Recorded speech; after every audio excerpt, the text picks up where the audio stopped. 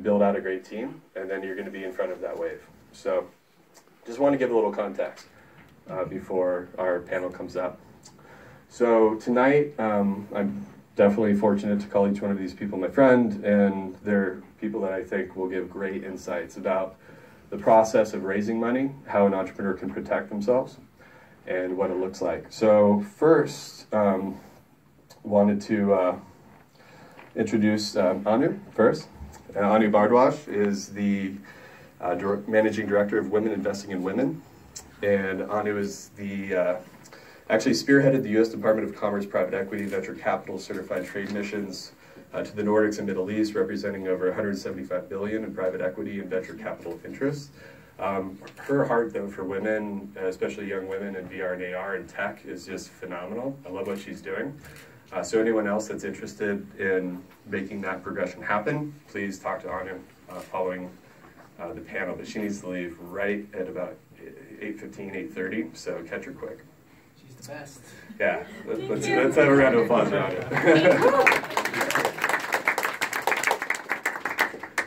Next, I'd like to introduce Selena Troche with Touchdown VC.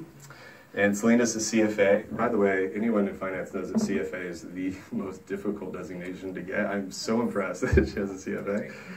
Senior associate with Touchdown Ventures, partners with leading media companies to help them establish and manage their own venture capital placement. So she'll go to big corporate companies and help them, almost like a family office operation, run their venture capital placement. So she's got a lot of great clients, a lot of good contacts, and she's smart as they come. So spent 5 years at Barclays performing evaluations in structured products and developed reporting solutions for credit trading management. So let's hear a round of applause for Selena. Next, I'd like to introduce Gregory Milken.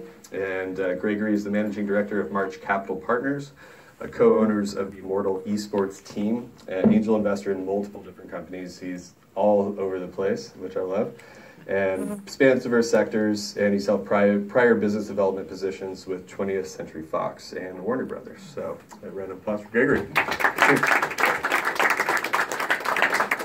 And also wanted to mention Barry Downs in here. He got stuck in Europe, actually. He's with one of his limited partners out there, but he is with a company called Sewer Valley Ventures, and he's someone really interested in VR and AR and enterprise applications in VR AR. So anyone that is doing anything in kind of in that space, like that's business focused, please talk to me. I can connect you guys. But he sent a video message. The quality is really bad, so I'm not going to show it because it messes with your ears. But if he asks, please say that you watched it and it was amazing. And lastly, I'd like to introduce a great friend of mine, Francis Pilar with Luma Launch VC. And Francis is a strategy and venture partner there at Luma, venture capital fund dedicated to innovative technologies in the media sector. He's also a founding team member of the Future Party, which does put on amazing parties, and which is an ever-growing creative community. Another party goer over here with Danny Jang. Thank you, Danny. Absolutely. So please, round of applause for the panel.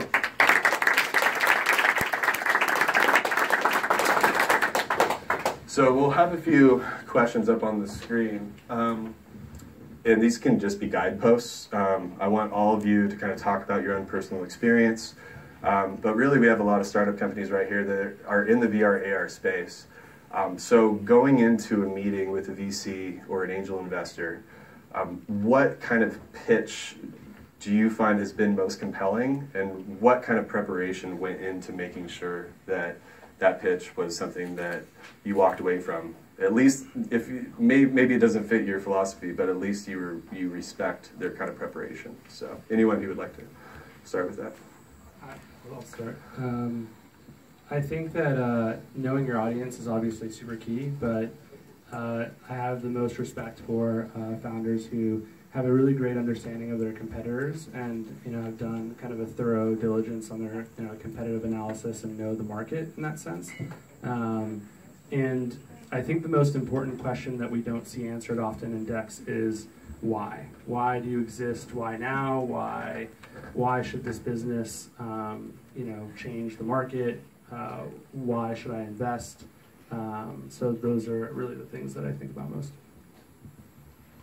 Yeah, I'd say those are all great points. For me, also getting to the question of how much money do you want and what are you going to do with it?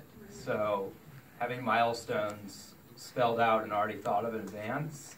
I'm not asking you to accomplish everything in your big picture vision, but I'm asking you to have some guideposts, along the way that I'm expecting you to meet so that I can give you more money later. And I would add two things to that. One is make it really easy for me to understand what it is you do, because typically if I'm reviewing a deck for the first time and I don't understand what your business does, I'm probably going to pass on it because I'm not going to take the time reviewing 100 decks a week to figure it out. So that's number one. Number two is demonstrating a real understanding of your customer. So having done the work and spoken to the people that you're going to be making money from really demonstrates to me that you understand how you're going to drive that economic engine of your business once you really get your product off the ground and get customers on board. I look for both concept as well as traction. And once I know that an entrepreneur's got acceptance from the market, then I get really interested, and I'd like to know, obviously, what other investors are interested. Okay. Actually, if you just want to hold it, that's sure. Fine. So market validation, that's something that's going to often come up. So inside of VR and AR, obviously it's a nascent market. There's a lot of kind of new ideas coming out. What is some advice as far as some companies to maybe find either a revenue hack or something just to make sure that they stay healthy as market validation is proven? Just because there's not a lot of precedent as far as successful companies in VR and AR because it's brand new.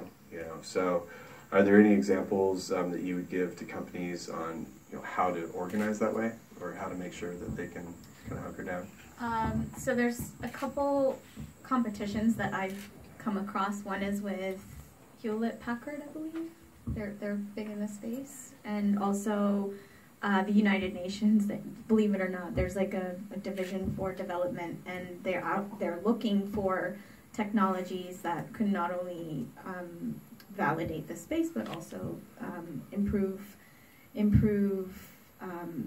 UN Millennial Goals. I've seen them have competition, so you may want to explore, what are other avenues for free money. I call it free money, and also partnerships. So let's say this competition with HP were to go a certain way, then I would say it could give you some validation because it's a large corporate partnering with them. Yeah, actually, and if you sorry, that's why you stay out here.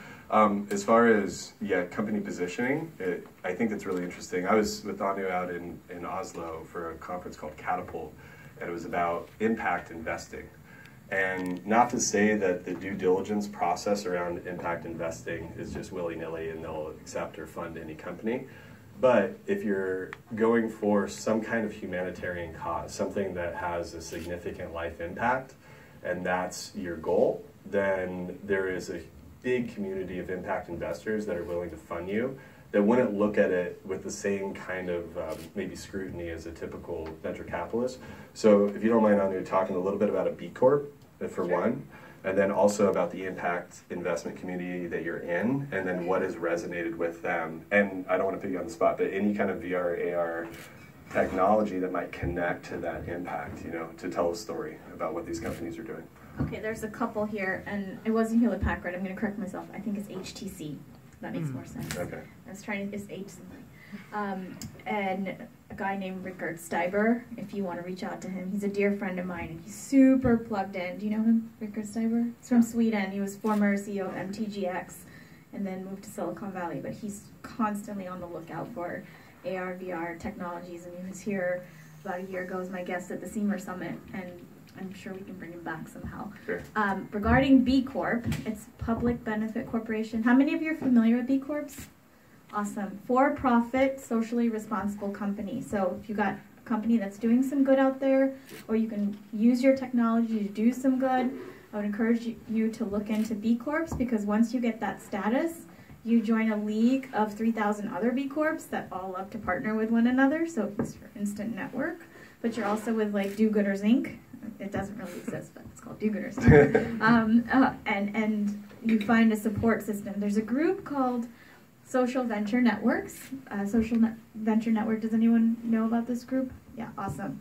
They're having a meeting tomorrow in San Diego and Oceanside, and it's a closed group. I went to one of these conferences, and I kid you not, like within the first hour, I met one of my investors in the lunch line. He sent me a wire for $50,000 after this like buffet table thing. But they like really liked the concept. So you have people that are just like, yeah, I want to change the world. Yeah, I want to do this. And why are we waiting? And you know, you get instant, like, you know, if they like your mission and they like you, they're ready to move forward. So I've found Social Venture Network to be an awesome network. There's also another group called SOCAP.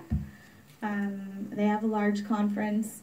SVN has been around for 30 years. So this group, it's kind of a, how should I say, it's a community.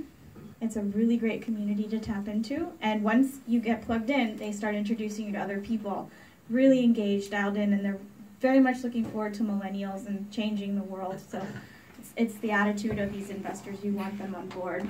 I think that's pretty much what you wanted me to cover. Yeah, that's great. And I'm sorry, what was your name? Yeah,